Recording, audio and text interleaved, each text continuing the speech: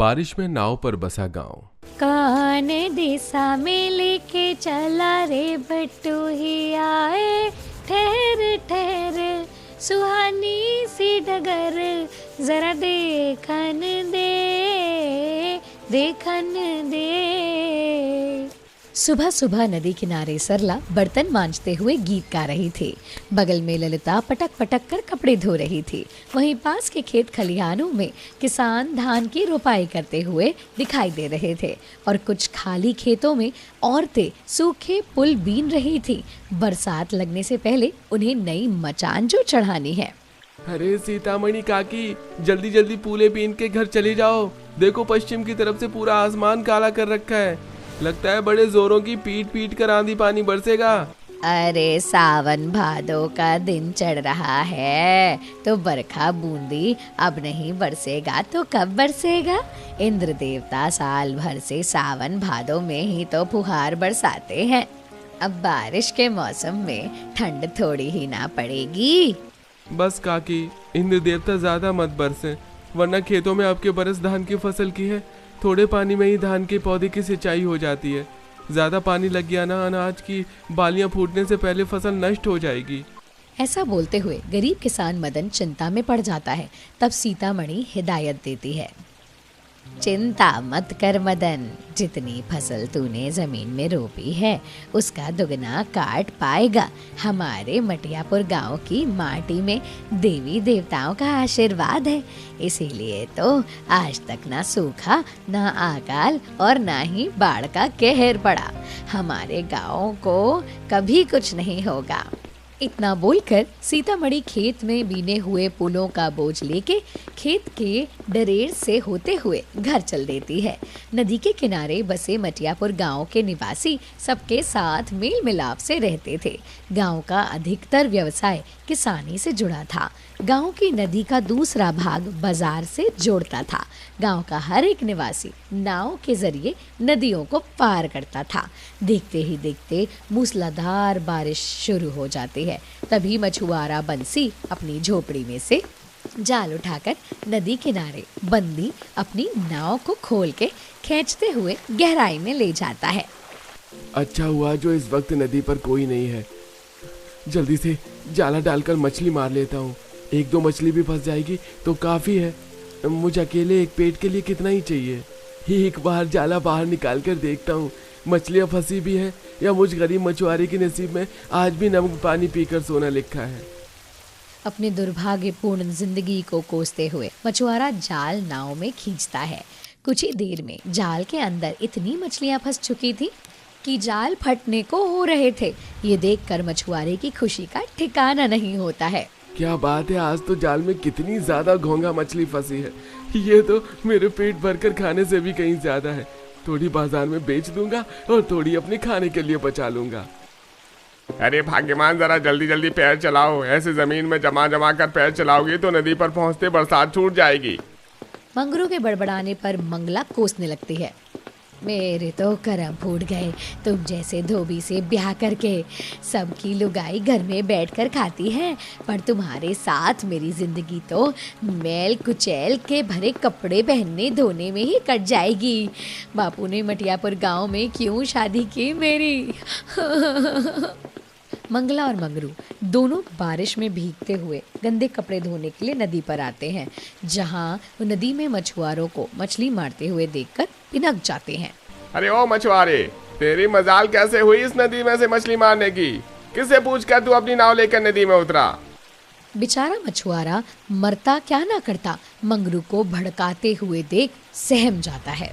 मंगरू भाई, मेरी झोपड़ी में अनाज का एक दाना भी नहीं था और ना तो इस गांव के निवासी मुझे अपने खेत खलिहान में काम देते हैं, और वैसे भी ये नदी तो पुरखों की बनाई हुई है, तो मैं इसमें से मछली ही तो पकड़ रहा हूँ। तुम लोग तो नदी में ही गंदे कपड़े धोते हो, माल जाल को नहलाते हो और नदी को मैला करते हो।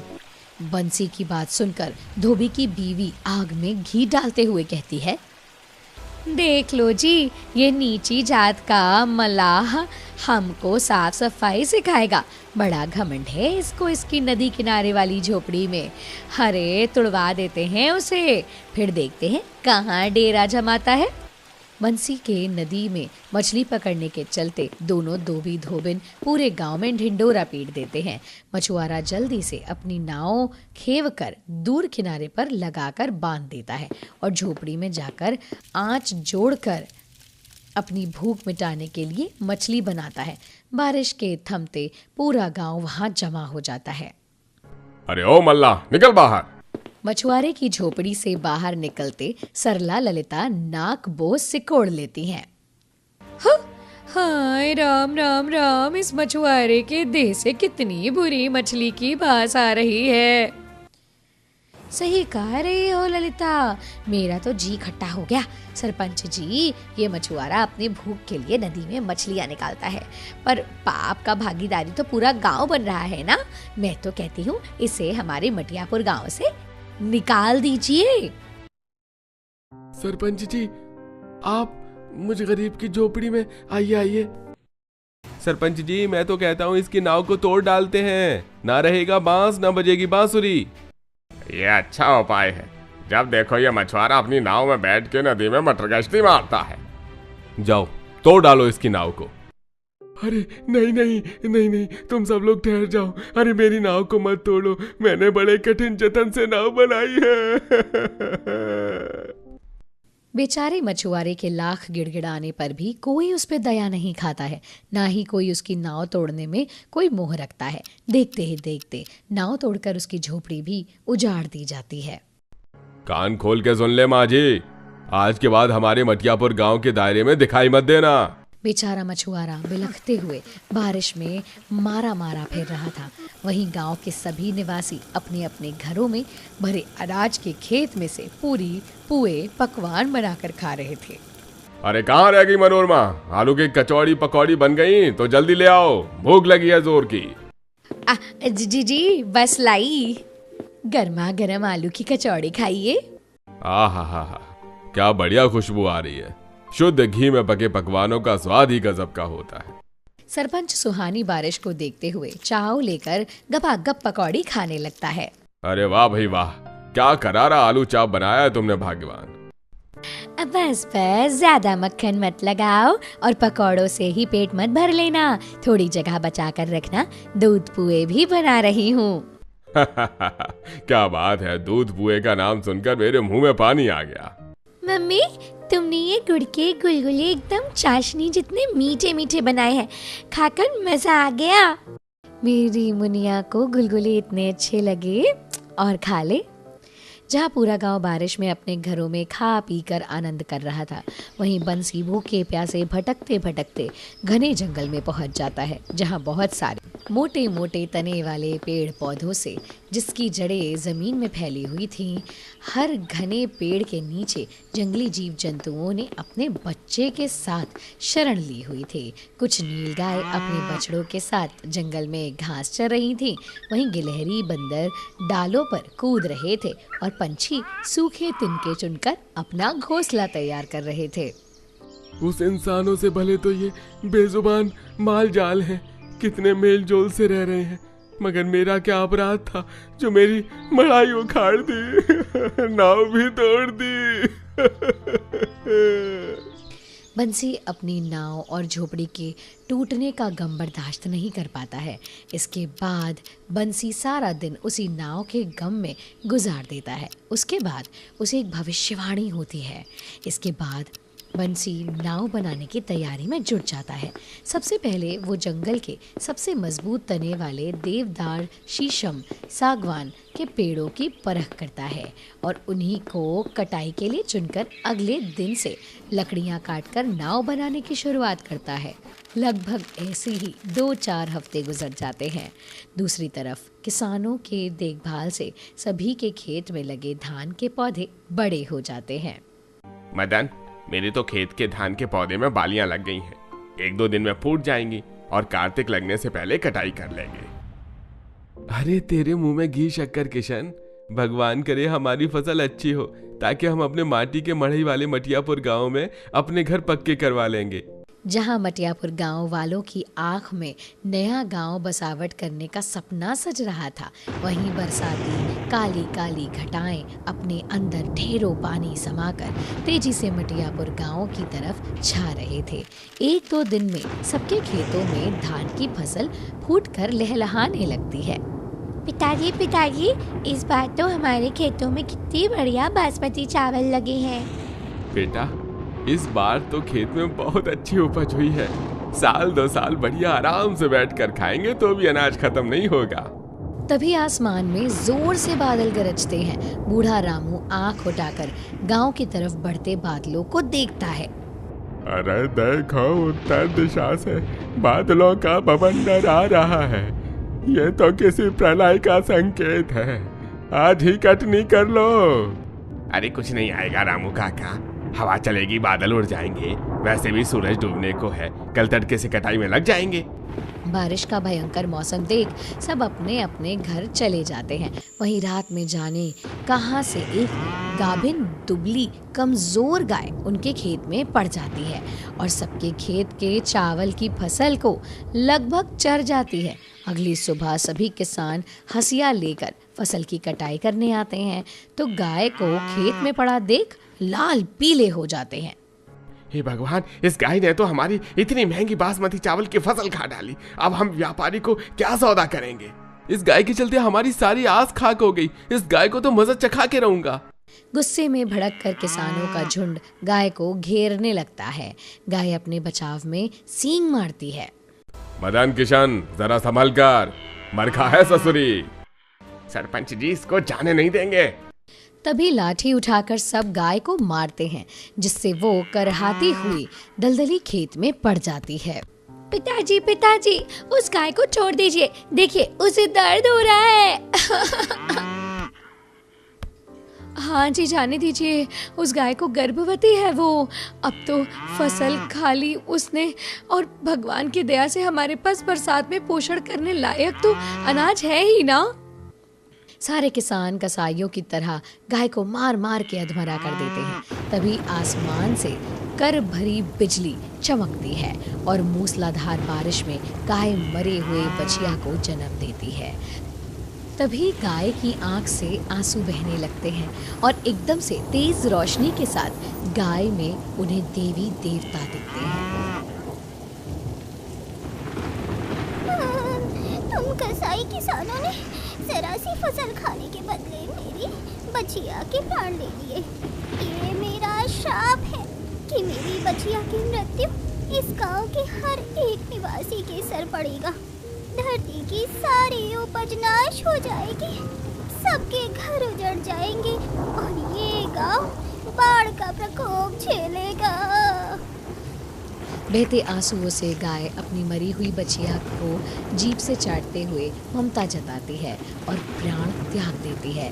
देखते देखते उसकी आंखों से बहते आंसुओं की बूंद मटियापुर गांव की मिट्टी में जैसे ही समाती है, आसमान में जोर से बिजली कड़कने के साथ मूसलाधार बारिश शुरू हो जाती है।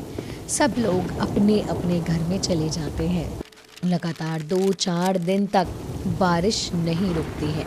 बूढ़ी सीतामढ़ी अपनी चौखट पर खड़ी होकर बारिश के उस कहर को देख रही थी। इससे पहले आज तक कभी भी मटियापुर गांव में इतनी बारिश नहीं देखी। लगता है इस गांव पर प्रलय आई है। इन किसानों ने उस बेजुबान गर्भवती गाय को मारकर जो पाप किया है, उसकी सजा पूरे गांव को भोगनी पड़ रही है सीता। देखते ही देखते बारिश के साथ साथ तूफानी हवा साए साए बहने लगती है। मटियापुर गांव का मौसम एकदम काला हो जाता है। बिजली चमक रही थी। लगातार की बारिश के चलते गांव के नहर नदी का पानी उफान कर पूरे गांव में बहने लगता है। वहीं मुनिया भूख से मचलते हुए रोटी मांगती है। माँ जी, मुझे बहुत जोर से भूख लगी है, कुछ खाने को दे दो। ललिता, देख बोरी के अंदर अनाज रखा है ना, मुनिया को पका कर दे दे, मुट्ठी भर खा लेगी। जी बनाती हूँ। ललिता जैसे ही अनाज की बोरी खोलकर देखती है तो अनाज में कीड़े लग चुके थे जिसे वो घिन्ना कर रह जाती है। हाय, अजी अनाज की बोरी में तो कीड़े लग गए हैं। ये सब कुछ उस गाय के दिए हुए श्राप का नतीजा है जो हमारा गांव दाने दाने के लिए भूखा मर रहा है। देखते ही देखते बाढ़ का पानी सभी की झोपड़ियों में भर जाता है। तूफान से सबकी छत उजड़ जाती है और पूरा गांव खुली छत के नीचे बारिश में भीग रहा होता है। कितनों के तो माल जाल बाढ़ में ही बह जाते हैं। अरे मुझे बचाओ, अरे मैं पानी में बह रही हूँ। मनोरमा, घबराओ नहीं, मैं तुम्हें कुछ नहीं होने दूंगा। कितनों का परिवार बारिश के कहर भरे बाढ़ में मलबे में दबकर मर जाता है।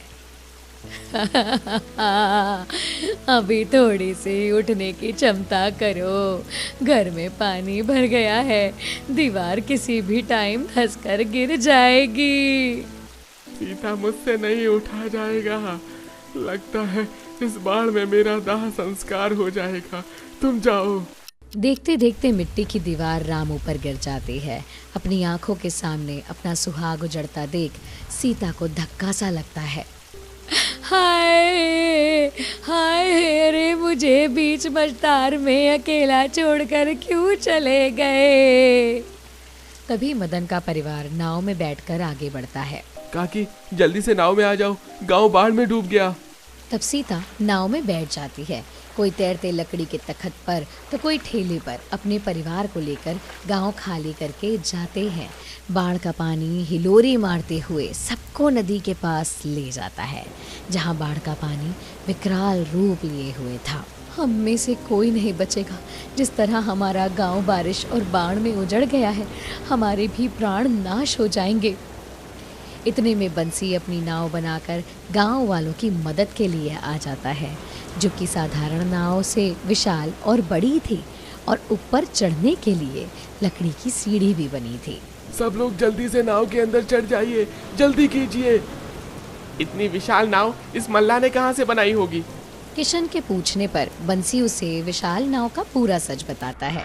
बंसी, उन्होंने जो पाप किए हैं उनकी जो अपराध बहुत जल्दी उनके सिर पड़ने वाला है। ये गांव बाढ़ में जलमग्न हो जाएगा, इसीलिए तुम एक विशाल नाव बनाओ ताकि जीवन नष्ट न हो और सभी तुम्हारी बनाई विशाल नाव में शरण ले। बंसी की ये बात सुनकर सब अपनी अपनी जान के बचाव में एक दूसरे को धक्का मारकर खदेड़ते हुए उस विशाल बड़ी नाव में चढ़ने लगते हैं। तभी नाव का संतुलन नदी के बहाव में हिलने लगता है, जिससे गांव वाले कुड़कुड़ाने लगते हैं। अरे ओ मल्लाह, तूने नाव बनाई है या मौत का सामान? ये तो पानी में तैर भी नहीं रही बल्कि डूब रही है। अरे ये कैसे हो रहा है? भविष्यवाणी के अनुसार तो मैंने नाव परिश्रम से बनाया है, तो डूब कैसे रहा है? तभी मुनिया नाव को बारिश में डूबता हुआ देखकर कहती है, आप सबने उस गाय माता को मारा था ना, इसीलिए नाव डूब रही है। मुनिया बिल्कुल ठीक कह रही है। हमारे पापों का भार इतना ज्यादा है कि हम इस नाव में भी सुरक्षित नहीं है। अगर हम अपने पापों को मान लें तो बच सकते हैं। सब बारिश में अपने अपने सर पर टाट ओढ़कर पूरे 2 दिन 2 रात बारिश में भूखे प्यासे भीगते हुए अपनी गलती से तौबा करते हैं। तभी उन्हें बाढ़ में से एक बहती हुई बछिया नाव की तरफ बढ़ती दिखाई देती है। लगता है किसी का बछड़ा बाढ़ में बह गया है, इसे बचाना होगा। मदन और किशन उस गाय को नाव में लेते हैं। देखते देखते पूरे गांव वालों की आंखों में एक बड़ा चमत्कार हो जाता है। साधारण सी लकड़ी की नाव एक विशाल जादुई नाव के गांव में बदल जाती है, जिसमें नाव की लकड़ी वाला हिस्सा सूखी जमीन में बदल जाता है, जहां उपजाऊ खेत खलिहान, पेड़ पौधे, खुला वातावरण और फूस की झोपड़ियां बनी हुई होती हैं। नाव के अंदर बसा विशाल गांव देखकर पूरे गांव वालों का मुंह खुले का खुला रह जाता है। अल्लाह, ये क्या जादू है? नाव के अंदर इतना बड़ा गांव, और इस नाव में तो हम सबके रहने के लिए घर है। इसमें तो हमारा पूरा गांव आ जाएगा। नाव के अंदर विशाल गांव की बसावट देख गांव वालों की आंखों में उनके पिछले किए हुए का पछतावा आंसू बनकर छलक रहा होता है। हमने तो खून से भी गहरे लाल पाप किए हैं, फिर भी ऊपर वाले ने हम पर से अपनी दया नहीं हटाई। ये उसकी करुणा है जो आज इस बाढ़ के कहर में भी हम सांस ले रहे हैं। तभी नाव में से बसे विशाल गांव के अंदर एक सुनहरी रोशनी प्रकट होती है और एक भविष्यवाणी होती है। तुम सब ने अपने अपने अपराध मान लिए हैं, इसलिए 2 महीने तक मेघ से यूं ही बारिश बरसेगी। पर जब तक मेघ से वर्षा नहीं थमेगी, तुम इस नाव के अंदर बसे गांव में बने रहना। तब मटियापुर गांव पहले की तरह साधारण गांव की बसावट में बदल जाएगा। तब तक तुम इस नाव के अंदर बसे गांव में बिना किसी घटी के रहोगी। इसी के साथ पूरे गांव वाले अपने अपने परिवार के रहने के लिए नाव में बसे गांव के अंदर आते हैं और अपने अपने रहने के लिए एक झोपड़ी चुन लेते हैं। माँ चलो ना, जल्दी से झोपड़ी के अंदर चलते हैं। बारिश में भीगकर ठंड लग रही है, भूख भी। मुनिया को भूख से खाने के लिए ललकता देख ललिता की आंखें डबडबा जाती हैं।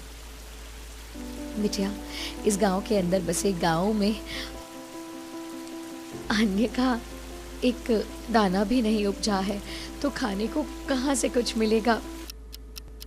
ऐसा सोचते हुए ललिता मदन जैसे झोपड़ी के अंदर आते हैं तो उन्हें भरपूर अन्न के बोरे भरे मिलते हैं। खाना पकाने के लिए मिट्टी का चूल्हा, बर्तन भी उपलब्ध होता है।